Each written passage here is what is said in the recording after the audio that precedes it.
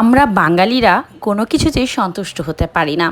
কয়দিন যাবৎ প্রচণ্ড বৃষ্টি, এটাও কিন্তু সহ্য হচ্ছে না। আবার প্রচণ্ড রোদ উঠলে তখন কিন্তু অস্থির হয়ে যায়, হাঁপিয়ে যায়, ভাবি কখন বৃষ্টি হবে। এই টানা 2 দিনের বৃষ্টিতে কিন্তু প্রচুর পরিমাণের সবজির দাম, শাকের দাম, সব কিছুর দাম কিন্তু বেড়ে গেছে। ফলমূলের দামও কিন্তু বেড়ে গেছে। পেঁয়াজ, কাঁচামরিচ কোনো কিছুই কিন্তু হাতের নাগালে নেই। যাই হোক, আমি কিন্তু ছাদে কিছু এই কমলি শাকের ডাঁটা বুনেছিলাম। দেখি আজকে মানে ছাদে গিয়ে অনেক ধরেছে। আর নিচে থেকে কিছু পুঁই শাকের পাতা কেটে নিয়ে এসেছি, কারণ আমার আবার এই সবজি টবজি না হলে কিন্তু ভালো লাগে না। আপনাদের ভাইয়া বলেছে কয়েকদিন আমাকে সবজির কথা বলতেই পারবা না, তো এই ভয়ে কিন্তু তাকে আর বলতেও পারিনি।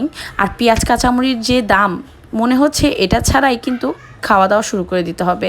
তো আছে কিন্তু কাঁচামরিচ আর পেঁয়াজ লাল করে ভেজে নিয়েছি, আর দিয়ে দিচ্ছি আলু কুচি। যেহেতু শাকটা একটু অল্প ছিল, এর জন্য আমি কিছু আলু কুচি ভেজে নিচ্ছি। বিশ্বাস করেন, এভাবে রান্না করলে যে এত টেস্ট হয় বলে বোঝানো যাবে না। আলু ভাজি বলেন বা দিয়ে দিচ্ছি বলেন, একটু হলুদ ধুয়ে কাটা কিন্তু যাবে না, দিয়ে কিন্তু ভালোভাবে ভেজে নিতে হবে, ভালোভাবে পরিষ্কার করে তারপর কেটে নেবেন। দেখবেন আলুর টেস্ট কিন্তু অনেক বেশি থাকে। যাই হোক, আমি কিন্তু এখানে তেমন একটা পানি দিব না, আলুটা কিন্তু অনেকটাই ফ্রাই করে ফেলবো। আর এদিকে আলুগুলো কিন্তু অনেকটাই ফ্রাই হয়ে গেছে। আর আমি কিন্তু এর আগে কোনো শুকনা মরিচ ব্যবহার করিনি, কারণ আলুর মানে যখন আমি দিয়েছিলাম হলুদ, তখন যদি আমি শুকনা মরিচটা দিতাম তাহলে শুকনা মরিচের গুঁড়ায় পুরা ঘর আলোড়ন সৃষ্টি করে ফেলতো। আর এতে করে বাচ্চাদের প্রচুর সমস্যা হয়। আর যেহেতু আমার বয়স্ক শাশুড়ি, যার জন্য আমার একটু সাবধানে রান্নাবান্না করতে হয়। তো এরপরে কিন্তু আমি ছোটো চামচের 1 চামচের মতো দিয়ে দিচ্ছি শুকনা মরিচ গুঁড়া। আর এরপরে কিন্তু আমি অল্প একটু পানি দিয়ে আলুগুলো খুব ভালোভাবে একটু কষিয়ে নিব। এতে করে আলুর ভিতরে যে মানে অনেকটাই কাঁচা কাঁচা ভাব থাকবে, সেটা কিন্তু চলে যাবে। আর আমাদের বাসায় না, আপনাদের ভাইয়া মানে কাঁচা কোনো কিছু একটু মুখের মধ্যে একটু লাগলেই কিন্তু খেতে চায় না। পানি দিয়ে কিন্তু অল্প একটু পানি দিয়েছি, দিয়েই কিন্তু আমি ঢাকনা দিয়ে ঢেকে দিয়েছিলাম বেশ 10 মিনিট বা 5 মিনিটের মতো। আর এতে করে কিন্তু আলুটা কিন্তু অনেকটাই সেদ্ধ হয়ে গিয়েছিল।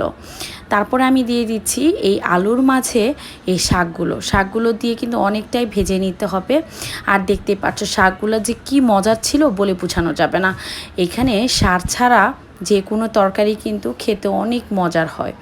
আর আমার ছাদে এরকম কিন্তু সবজি বাগান করার ইচ্ছা অনেক আগে থেকেই ছিল। অবশ্যই চেষ্টা করব করার জন্য অবসর টাইমে। তো ইনশাল্লাহ হয়ে যাবে। তো দেখতেই পাচ্ছেন আমি কিন্তু একটু নাড়াচাড়া করে সবজিটা খুব ভালোভাবে মানে মিক্সড করে নিচ্ছিলাম। আর হ্যাঁ, আমার ভিডিও আপনাদের কাছে কেমন লাগছে অবশ্যই জানাবেন। ভালো লাগলে লাইক, শেয়ার, কমেন্ট করবেন।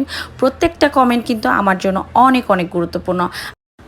এতে করে আপনাদের সাথে আমার খুব সুন্দর একটি সম্পর্ক তৈরি হয়, আর আপনার সাথে আমার খুব ভালোভাবে পরিচিত হতে পারি।